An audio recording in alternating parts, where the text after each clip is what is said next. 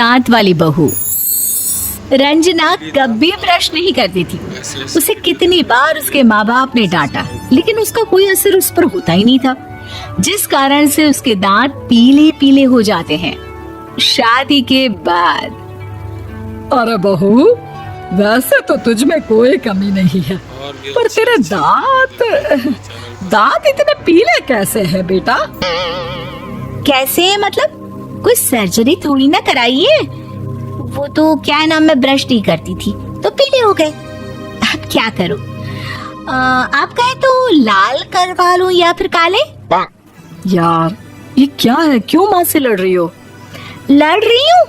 अरे मैं लड़ रही हूँ या ये बोल रही है कि दांत पीले हैं, पीले। अरे तपस्या थोड़ी ना की है इन्हें पीले करने के लिए। बकायदा ब्रश नहीं किया है 20 साल तक, तब जाकर। छी, कैसी बात कर रही हो? ये उस वक्त तो पीले नहीं थे जब हम लोग तुम्हें देखने आए थे। अरे तब साफ करवा लिया होगा डेंटिस्ट के पास जाकर। अब देखो कैसे पीले पीले लग रहे हैं। रंजना सास की तरफ गुस्से से देखती है। फिर शुरू हो गई पीले पीले पीले। अरे पीले तो तब भी थे जब मेरे हाथ का रसगुल्ला उड़ा उड़ा कर खा रही थी और बोल रही थी, लड़की नहीं गुणों का खजाना दे रहे भाई साहब आप। खैर, अब वो लोग करते भी तो क्या करते, पीले दांत वाली बहू पल्ले पड़ी थी तो झेलना तो था ही। एक दिन कीर्तन में रंजना गाना गा रही थी। अरे कमला बहन, माँ का द्वार है, यहाँ तो सब शुद्ध होकर आते हैं, फिर अपनी बहू को ब्रश भी नहीं करवाती तुम। दूर से पीले पीले दांत भक्ति में बाधा उत्पन्न कर रहा है। अरे कोई 2 साल के बच्चे थोड़ी ना लेकर आई हूँ मैं बहू बनाकर। अच्छी खासी लड़की है, अरे कैसे करवाऊं ब्रश? ये तो उसे खुद करना चाहिए ना। अब माँ बाप तो इसके जैसे तैसे निपटा दिए, ये नहीं सोचा कि सास कैसे संभालेगी।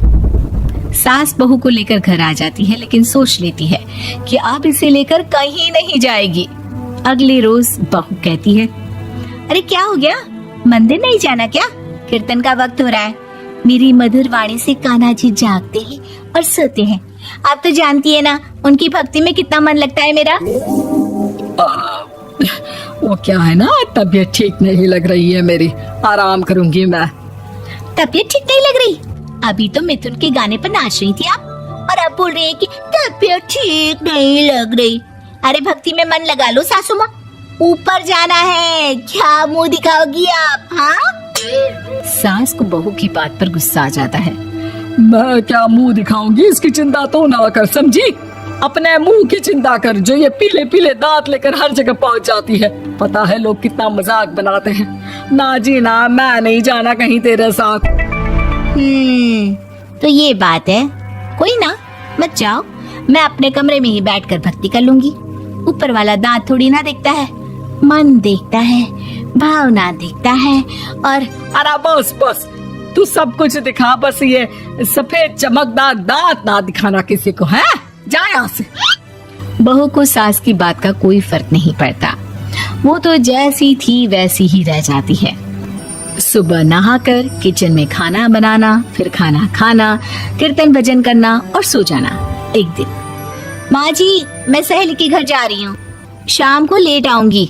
हाँ हाँ तो जाना, मैंने कौन सा तेरी आरती करनी है घर पर बैठकर। रंजना सहेली के घर जाती है, जहाँ वो पार्टी में जाने की तैयारी कर रही होती है। अरे शिखा, कहाँ जाने की तैयारी कर रही है? मैं गलत वक्त पर आ गई क्या? अरे नहीं यार, उल्टा सही वक्त पर आई है। मैंने ये साड़ी और ज्वेलरी निकाली है यार, शाम को इनके ऑफिस की एक पार्टी में जाना है। बताना कैसा लग रहा है ये सब?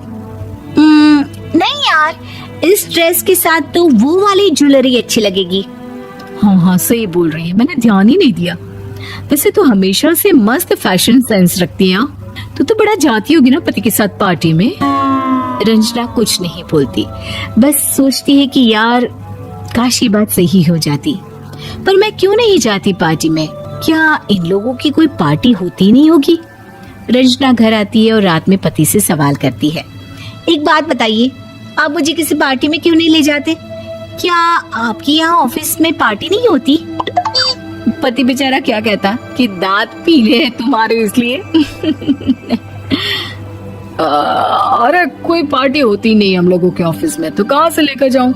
और मार्केट, मॉल, कहीं वीकेंड घूमना, कहीं तो।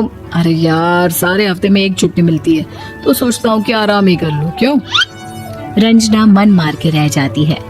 पहले कभी सास के साथ मंदिर जाया करती थी, लेकिन वो भी सास ने ले जाना बंद कर दिया। घर बैठी बैठी रंजना बोर हो जाती है। तभी उसे आइडिया आता है और वो मायके जाने का सोचती है। सासू माँ, 2 दिनों के लिए मम्मी के घर जा रही हूँ। अच्छा अच्छा ठीक है, आराम से जा। और हाँ, माँ से कुछ अच्छी आदत सीख कर आना कि कैसे शरीर के हर भाग की तरह दांतों की सफाई भी जरूरी होती है, समझी? शुरू हो गई ना आप? वो लोग आपकी तरह नहीं है कि छोटी छोटी बात का बतंगड़ बना दे। उन लोगों के लिए मैं मायने रखती हूँ, ना कि मेरे पीले पीले दांत। रंजना माँ को बिना बताए उन लोगों को सरप्राइज देती है, लेकिन जैसे ही वो दरवाजे पर पहुंचती है, अंदर देखती है कि घर वाले कहीं जा रहे होते हैं। अब माँ, काश रंजना दीदी के दांतों वाली प्रॉब्लम नहीं होती, तो वो भी हम लोगों के साथ चलती ना बुआ जी की बेटी की शादी में। हाँ बेटा, लेकिन अब उसे कौन समझाए कि उसको उसके पीले दांत नहीं दिखते, लेकिन उसके आसपास के लोगों को कितना एम्बैरेसिंग फील कराते हैं। मुझे तो कितनी बार उसके स्कूल की टीचर ने शिकायत की कि उसके साथ कोई लड़की बैठना भी नहीं चाहती, और ना ही कॉलेज में कोई उससे बात करना चाहता था। लेकिन पता नहीं क्यों उसे ये बात समझ में ही नहीं आती। कोई कमी नहीं है उस लड़की में, बस यही कि दांत पीले हैं। वो तो भला हो जीजा जी और उनकी माँ का, जो दीदी को जैसी है वैसे ही रखा हुआ है। रंजना को अपने घर वालों की बात सुनकर बहुत दुख होता है। वो सोचती है कि वो क्या करे, लेकिन फिर वो सीधा डेंटिस्ट के पास जाती है, अपने दांत चमकाती है और कसम खाती है कि वो रोज ब्रश करेगी। अरे क्या हो गया? तुम तो 2 दिनों के लिए गई थी ना, पर कोई ना, अच्छा है, चलो आ गई तो। रंजना सास के सामने आकर खड़ी हो जाती है और पूरी स्माइल करती है, उसके चमकदार दांतों को दिखाती हुई। हैं? चले मंदिर? माँ, मुझे माफ कर दीजिए, मैंने आप लोगों को बहुत एम्बैरेसिंग फील करवाया। मैं आज से रोज ब्रश करूंगी।